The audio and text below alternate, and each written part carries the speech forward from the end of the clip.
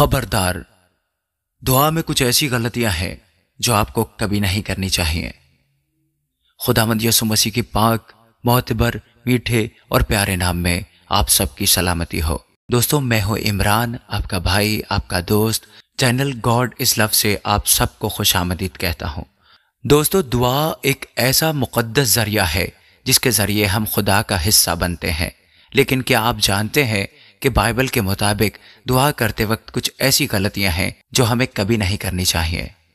یہ غلطیاں ہماری دعاؤں کے اثر کو کم کر سکتی ہیں یا مکمل طور پر بے فائدہ کر سکتی ہیں۔ تو آئیے جانتے ہیں ان 7 غلطیوں کے بارے میں جو ہمیں دعا کے دوران ہرگز نہیں کرنی چاہیے۔ نمبر 1، دعا میں دکھاوا کرنا۔ سب سے پہلی غلطی یہی ہے کہ دعا میں دکھاوا کرنا۔ بائبل مقدس میں متی 6 باب اور اس کی 5ویں آیت میں خداوند یسوع مسیح فرماتے ہیں، اور جب تم دعا کرو تو ریاکاروں کی مانند نہ بنو، کیونکہ وہ عبادت خانوں میں اور بازاروں کے موڑوں پر کھڑے ہو کر دعا کرنا پسند کرتے ہیں تاکہ لوگ ان کو دیکھیں۔ میں تم سے سچ کہتا ہوں کہ وہ اپنا اجر پا چکے۔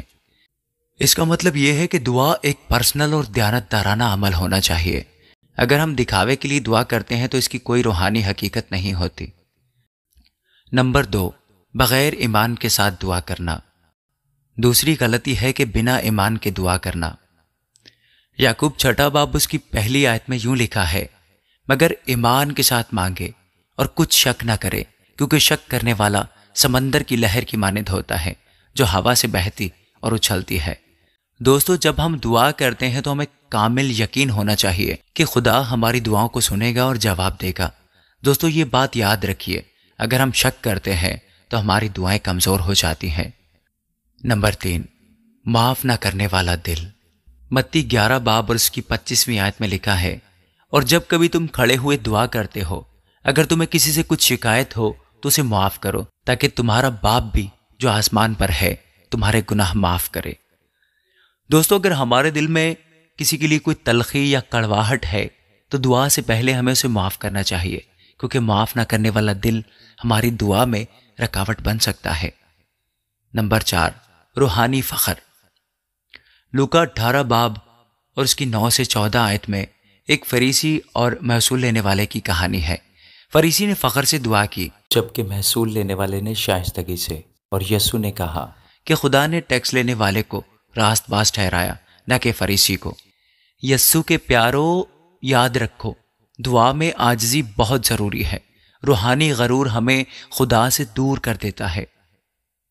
نمبر 5، خدا کی مرضی کے خلاف دعا کرنا۔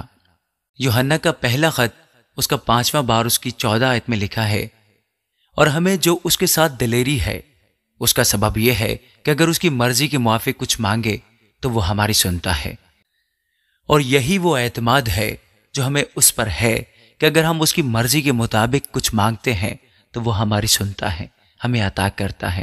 ہمیں اپنی دعاؤں میں ہمیشہ خدا کی عزت کرنی چاہیے۔ اگر ہماری دعا بس اپنے مطلب کے لیے ہے یا اس کے منصوبے کے خلاف ہے تو یاد رکھیے وہ پوری نہیں ہوگی۔ نمبر 6، بے قاعدگی اور لگن کی کمی۔ پہلا تسلنیکیو اس کا 5واں باب اور اس کی 17 آیت میں لکھا ہے، بلا ناغہ دعا کرو۔ دوستو، دعا باقاعدگی کے ساتھ کرنی چاہیے، نہ کہ پریشانی کے وقت۔ اگر ہم صرف خاص مواقع پر یا صرف مصیبت کے وقت ہی دعا کرتے ہیں تو پیارے دوستو، یہ ہمارے لیے ٹھیک نہیں ہے۔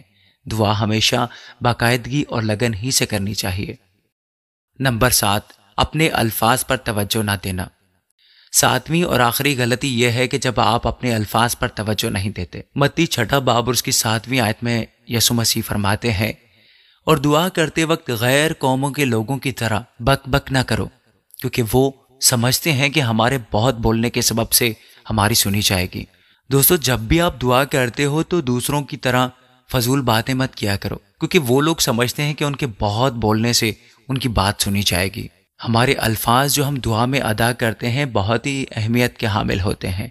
ہمیں دعا کو رسمی طور پر نہیں لینا چاہیے، بلکہ سچے دل کے ساتھ اور توجہ کے ساتھ دعا کرنی چاہیے۔ تو دوستو، یہ تھی وہ 7 غلطیاں جو ہمیں دعا کرتے وقت نہیں کرنی چاہیے۔